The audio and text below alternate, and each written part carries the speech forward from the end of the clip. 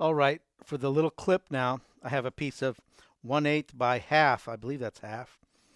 And the first thing we're going to do is we're going to punch a hole in the end to receive that round bar that we just put the collar on.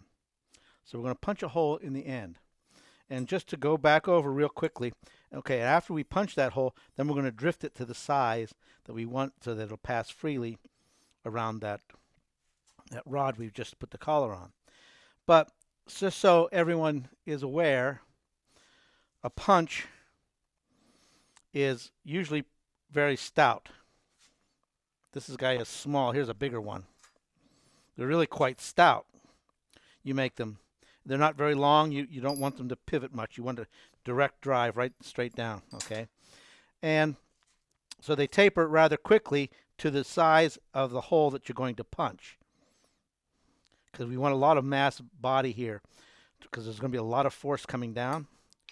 All right. And they taper a little bit here. I grind mine just a little bit at the top so that my force is for sure in the center of that bar, because it's all about hammering it square, right straight down. So you'll hammer it. In this case, this is a small piece of metal, but even if it was bigger, you're talking 1, 2, 3 times maybe at the most, but with all you have, because you want to drive down through that piece and create just this small little thin piece of metal in the bottom of the hole that you just punched down through. It's just a paper thin piece. And then you'll flip it over and you'll see a dark spot where that paper thin piece is, and you'll put your punch back on it and you'll drive it down, tearing that piece out because it's going the opposite direction through there, and the slug will fall out and you'll have your hole. Another thing I often do when I'm doing that, especially on the bigger guys, is I'll have a little thing of water right here. And when I drive down, 1, 2, 3, and while I'm flipping this over, I'll quench this in here. And that means that's a cold tip now. And it hits that, and it helps shear that piece right out of there. And then I'll just be one hit, and it shears that piece out of there. So once you have a hole created, now you've probably done, hopefully you've done this a little bit smaller than what the hole you need in the end. So you punch a hole, then you get your drift. Now a drift is different. A drift, the body is the thickness of the diameter of the hole that you want to make. The central body is that same thickness, okay, that same diameter. And so you have a really long taper because you're going to go down through this, stretching that piece out, a really long taper. Then you have an area of body that is the width of the hole that you want to make. And then it tapers again. A fairly a nice taper, about half of what you had here. But that's so that it drops right through. When it gets done, it'll drop right through and out, and it won't be trapped in your piece. So there's the difference between a punch and a drift. And they really work in pairs. You punch the hole to the size just below what you want, and then you drift it exactly to what you want it to be. And the punch is stout, and the drift, the thickness is the end result of the hole, the diameter, okay?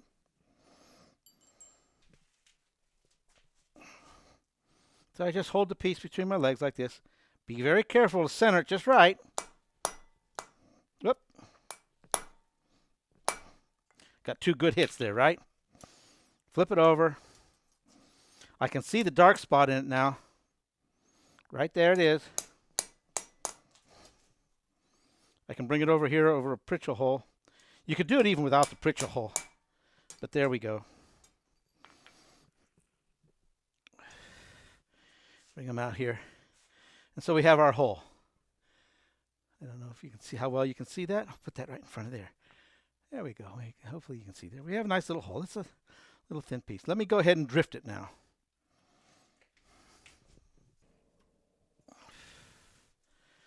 Out it comes. Let me flatten it down a bit. Why not? I'll put the drift in here. Come over here. And just drift it through. To make a nice clean hole of it, we'll just drift it in both directions. All right.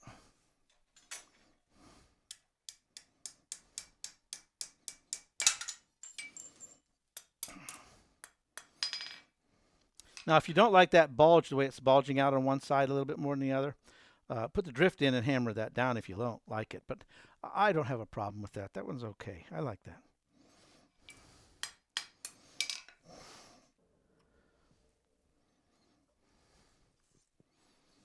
So that first drifting was exactly the same size as the bar, and I want it to be loose on that bar. So I'm grabbing another drift that's a little bit bigger, and we're just going to drift that hole a little bit larger.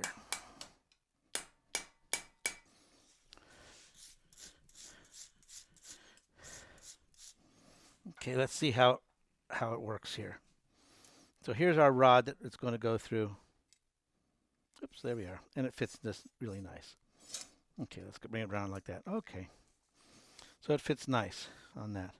Just bigger than I wanted, than the rod, so it works nicely.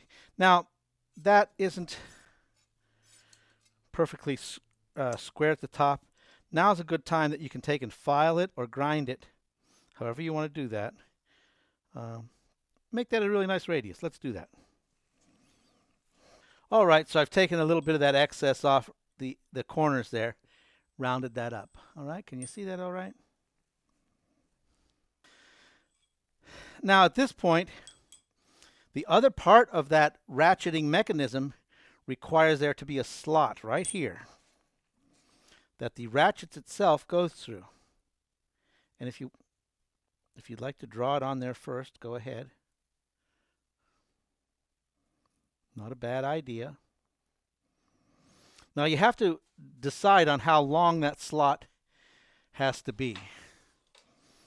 And to do that, okay, this piece is going to fit on here like that, correct? And so it's going to have to at least be as long as from here to here in order to fit. All right, to operate, that's what it's going to have to be. About like that. Okay? So take a look at that dimension right there. And that's probably how long your slot should be. Leave a little space here because this is going to turn at a 90 there. Leave some space. And there has to be a bit of a gap because, okay, this is going to fit. It's going to fit right on here like that. Then it has to bend it not a 90, but about a 45 so that it's going like that through there. Okay, so my markings here are actually a little too high. So what I'm going to do is measure that, and I'll mark it with a center punch, the top and the bottom.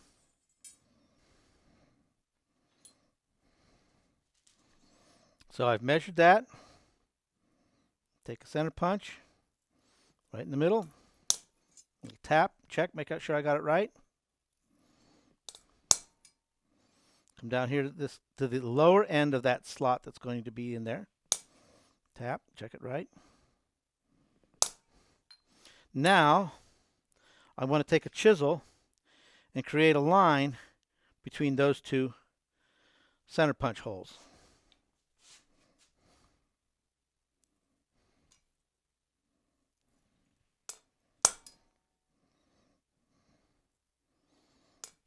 And I'm just doing this cold, so I have a place to seat my chisel when it's red hot.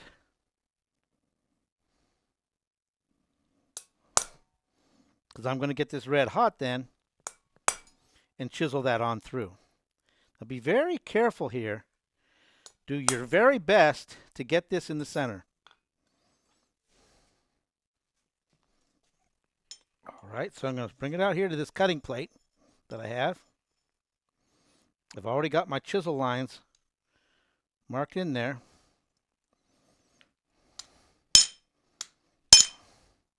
I'll start my cut.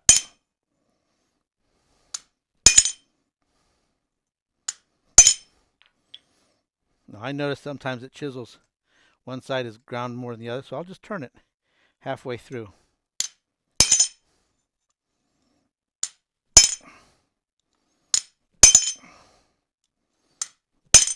Okay, and I think it's already coming out the other side. Yes, in fact, I'm all the way through on the other side. I can see ever so slight line. So let's go ahead and heat it up, and I'm going to cut from this side now too. But you see, nice, pretty much in the middle. Same volume on either side. That's what I want.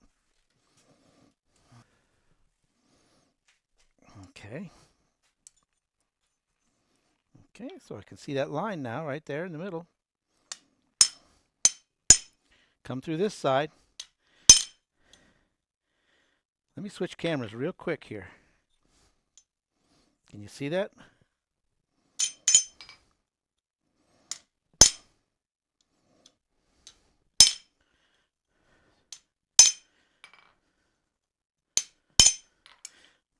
Okay, now when you're doing that, you know there's a little bit of flashing, and that's why you go in from either side. You want that flashing from the cut mark to be in the middle. Now we have to drift that open just the exact size, and in that process, with that long drift that we're going to put in there, we'll also get rid of that flashing altogether. But there's a little bit of flashing right in there. But here we have it open. All right, and now we're going to make it, set it just right to fit that piece.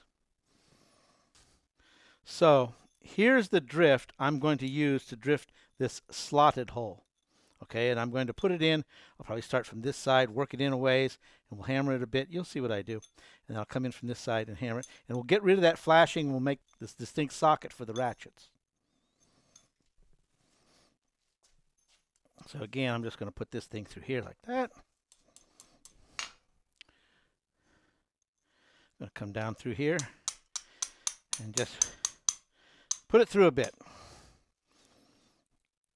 See how I'm backing it up with the edge? You could do this in your vise to back up those sides.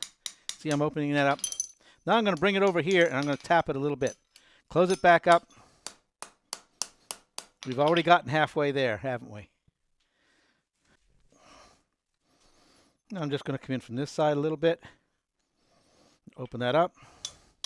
When you get halfway through, like this, you can come here and hammer it in this direction.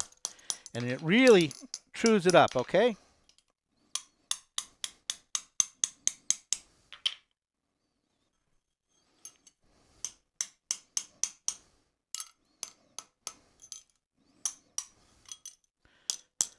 Okay. And we've created this slot in here, but it's not the best yet. I've gone ahead and I made a tool. Now, when you're doing that, you saw I was going back and forth to hold it on the edges. You could just do this on your vise. Open your vise up just enough for the drift to pass through and then go down through there, because those sides are going to want to do this, right? They're going to want to go in there like that. And so that's what I was protecting it from, back and forth, back and forth. Well, I've made this tool right here, and I can put this on it, and it has a top. It has a top piece. And here's the top piece. So you can see it's just a slot. It's actually two pieces of metal with a 3/8 pieces welded in between to give me a 3/8 gap here. And then I've made this tool here. And it is just the profile that I want for that, for this slot for the ratchets to go in. And the cool thing about this now is I can drive this into here. You see it's being, and I'm backing up the shoulders, and I'm also pressing down. It's just, it's forming. It's forming the piece just exactly the way I want it to be. So it does a pretty good job, see? So let's form that piece.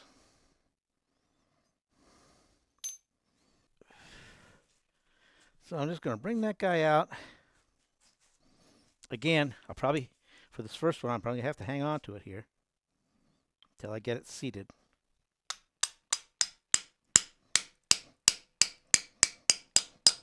Well, you can almost hear it when it seats, can't you?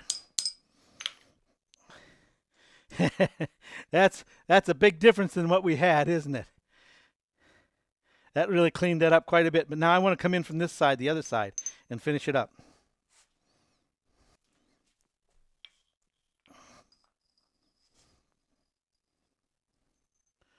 So I'm just going to come in from the other side now. You can hear when it bottoms out.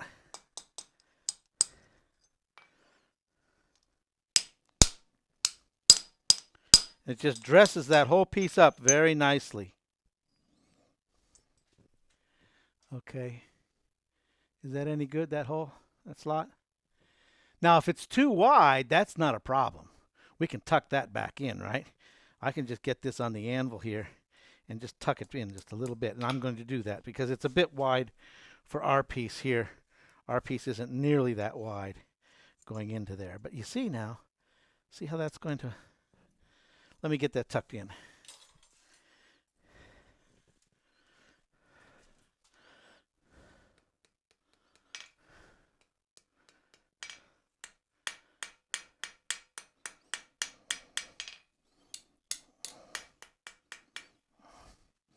So I've tucked that in pretty nicely, and I've created this really nice slot.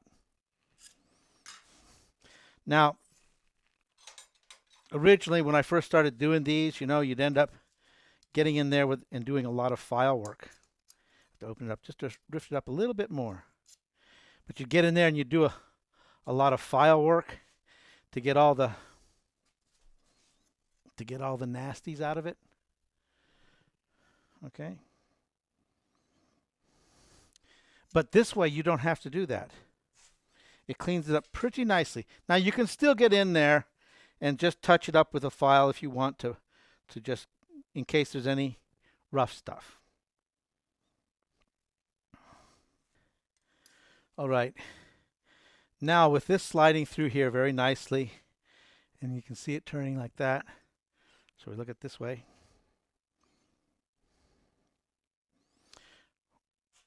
My next step is going to be, I like a little bit of a fuller right here. I like to narrow that down just a little bit before I go with the thumb latch, I call it, down here with a little bit radius. So I just want to fuller it ever so slightly. All right, here's my blacksmith helper or guillotine. And in it will go these two. They just have a radius. All right, nice rounded radius. Just the size I want for this. And they go opposing each other like this, and they're going to give me that little bit of a fuller that I want. I'm going to put the piece between it and just neck it down just a little bit. Neck it down the wide side of it. So these guys go in here like that. And I'll turn it so I can do it. All right, now I'm wanting just an ever so slight reduction there. Just a nice graceful slide. So it's only going to take a few hits and light hits at that. I rotate it a little, I turn it a little bit to knock the edges off, and then turn it at 180 because, it doesn't always fuller the same amount on each side like you'd like it to. So that kind of cancels it out. Knock off those edges. I see how me turning it just a little bit, knocking off the edges. And see, I fullered it just ever so slight. Can you see it there? Ever so slight. It could be a little bit more if we like. Not much though.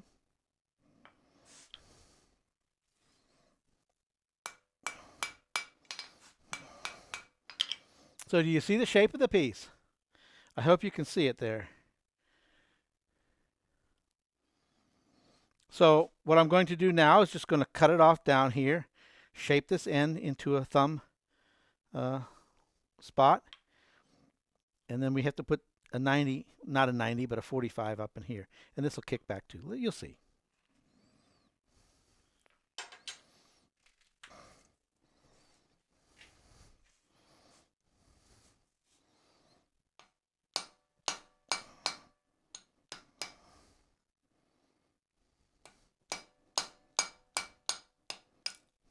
So get in the habit of that last blow just being off the edge, and then you won't have to use a brass hammer.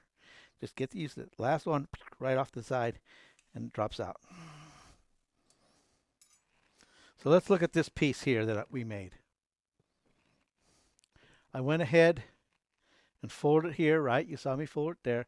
I went ahead and cut it off, and then all I did was round off the end. You can do that with a file or a grinder, whatever suits you. And then this end had to get folded over a good bit, more than a 45. Can you see that? Maybe I'll put it back here by my coat more, huh? So that got bent over more than 45, almost 90. And then the same thing here in the opposite direction, bent that over and put this sweep in for the finger. So you have your piece here looking like that.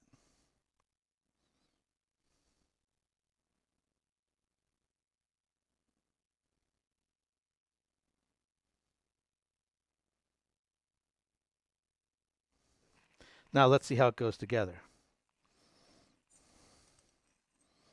That fits onto there like that.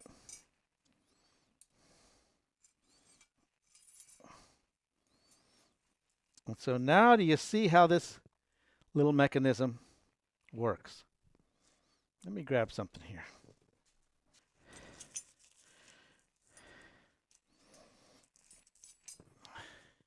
Is that any better? I don't know.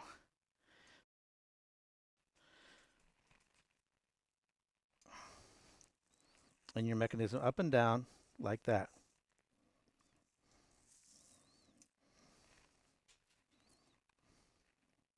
See how nicely that sits right on there beautifully? And then this seats right in here very nicely into that. And it's all.